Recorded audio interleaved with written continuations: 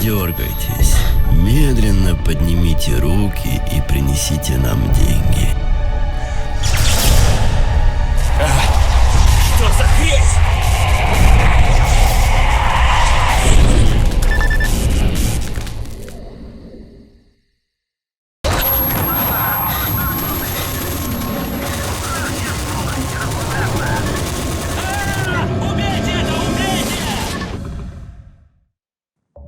It's actually been a while since I made a video about a good old story-driven stalker mod, so here we go. Today we are talking about Incubator, a standalone mod based on Call of Pripyat that was released early this year, and we just got an English translation to finally play it. It was made by the Vivian team, a group of experienced modders with already a couple projects under their belt. I never tried the previous ones, but honestly, after playing Incubator, I'm definitely gonna check them out. Because, let me tell you, it is absolutely everything you want done perfectly in a Stalker story-driven mod. And I know you heard me say this before many times, and yeah, you have to understand that I play a lot of Stalker mods and I try to keep this channel positive. I'm not in the business of shitting on people, so when I try a mod and I don't like it or think it doesn't make the cut, I just don't talk about it. So by essence, everything I share here, I'm always gonna tell you, it's good, try it. That's what I did for Goldsphere, Wheel of Time, and all the other mods I covered on this channel. But this one, dude, this one, it's on another level. Let me try to explain. The main plot doesn't sound like much at first. You're an experienced guide in the zone, and scientists hire you to find an extremely rare artifact. Nothing crazy, right? Well, that's what I thought when I got started. After a fully voiced intro by Kramer, the character you're playing, I was like, okay, looks good actually. Voice quality, writing and acting, everything seems on point. Then the story starts and it immediately grabs you by the balls. The group of scientists you were supposed to meet has been decimated by a mysterious force. You quickly meet this ominous Splinter Cell type of guy that disappears in a poof of smoke. That's gonna be our main antagonist. And it just keeps going from there, and it never stops. The story is pretty good, but the thing I like the most is the production value, let's call it like that. A ton of fully voiced characters, and all of them are good. Not a single one of them is cheesy, all are well written, with interesting and well designed quests that all have a very good, completely new and original cutscenes. I mean, the amount of work that's been put into this mod is impressive from the get-go, and it really shows. You will have a ton of side quests you can engage with that are pretty basic. Go fetch this, go kill these guys and so on, but they all link to the main plot in a way which actually makes you want to do them and help the NPCs you meet, which is exactly what you want to get immersed in the story. And the main questline is really interesting and tries to be original in the task you have to do. Here, for example, we're helping a friendly faction to set up a sniper's nest so they can cover you while you launch an assault on a big enemy position.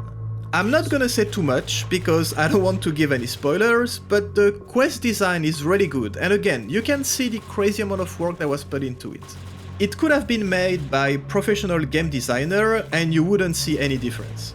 You will also have a lot of impromptu missions popping randomly, SOS signals from people needing help and things like this. It's very interesting because the whole story takes place in a very limited amount of places. In terms of game design, it's literally the opposite of the mindset of the big open world like mods, and here it was the perfect choice, I have to say. You have a very linear, super engaging main story to follow, but the zone feels very lively, with a ton of events constantly happening that you can engage with. The gameplay and gunfights are pretty basic, very Call of Pripyat-esque, let's say, and you will be showered in loot very quickly.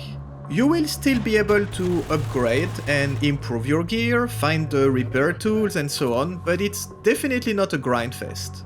We are mainly here for the story and you will not have to grind to be able to progress. Just pick whatever you want to play with no real restrictions, which is actually a nice change of pace. It's the perfect mod if you want a well-designed, cool story with a crazy production value and don't have dozens of hours available to sink into it to actually enjoy it. It took me like 6-7 hours to finish the main questline, in easy difficulty I have to say, so if you do absolutely all the side quests, it's probably like a 10-12 hours adventure. I struggled a little bit in some places, I had to explore and look around for a while, but overall you always have a payoff in the end, which is very satisfying.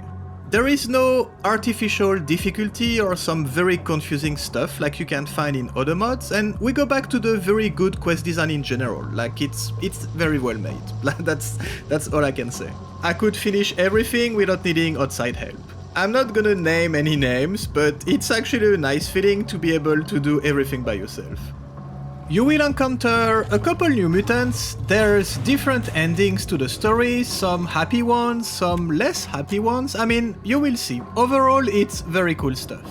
Anomaly and all its children, like Gamma and EFP, are amazing, don't get me wrong. But the soul of Stalker modding is definitely in projects like this. Can't recommend it enough, try it. Okay, and here's a quick installation guide. It's very easy, there's nothing complicated. The mod is super stable, so I didn't have any issues. Let's get started. I'm gonna leave all the links in the description as usual. So after downloading everything, you should have 4 archive files, 1 exe file, and the translation files. So simply start by opening the exe file and you're gonna be able to extract everything in one incubator folder. When it's done, you can extract the translation file and you simply gonna copy the game data folder into your main incubator folder. It's always good to move everything to the root of your drive. Do not leave your game files on your desktop or in documents or anything like this, just like put everything on the root of your drive. It's better to avoid any issues. And we are done pretty much. Just launch the game using the bat file and that's pretty much it. If you have this error like I did on launch, it just means that you're missing OpenAL, so just go to the website, I'm gonna leave the link in the description just in case, and install this and it's gonna solve the issue. And you're done, you can play. As I quickly said in the review, there's not really anything hard in this mod, so you should be able to pretty much figure out everything by yourself, so I don't think I'm gonna do like a playthrough or a walkthrough, but if you have any issues, just like leave a comment here and I'll try to help if I see it. Okay, cheers guys, see you in the next one.